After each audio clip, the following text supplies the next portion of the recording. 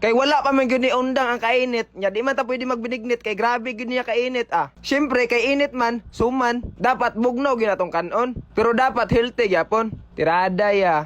Wala lagi. Pero natin tirada ron mga to tagdagat niya magbalon tag milon niya magpalit mo tag ice diri sa tindahan kay ato man ni pabugnawon. Lami gyud ni magbiyahe ta sa atong amigo nga nay mo atbang sa kahayag sa Sanba, Pumba. Nya kani perti kagwapong dalan moro gitoy landong dito. Ay na lang kay pista. Patata. Nya pag abot na mo diri sa dagat, ako din ning kapanitan tanang mga panitanan diri. Ah, pero kanon dili na, wala na. Wa may banana. Nakahuna-huna gyud mi nga prutas lamong gamiton diri pampabugnaw. Kay o magsige na lang mig timplag juice layo re abta na mog 30 anyos. Wala man po'y problema og maginani mo kay sayon ra man siya medyo mahal lang gyud siya gamay. Pero gamay ra. Gwapo man po kay among milon nga napalit kay seedless inani din ning seedless day gamay ra gliso. Pag nagay mo ingon sa inyo nga seedless ng milon ayaw mo pagdahom nga wa nay liso. Baso pag human og pananggal sa mga liso ng milon, ako lang gibutang-butang pag human og slice dira. Ah, tanan mga prutas ni dira ipansagol lang na ninyo. Mao ra gyud nakalamang ani kay bisag bata, pwede magbuhat og inani kay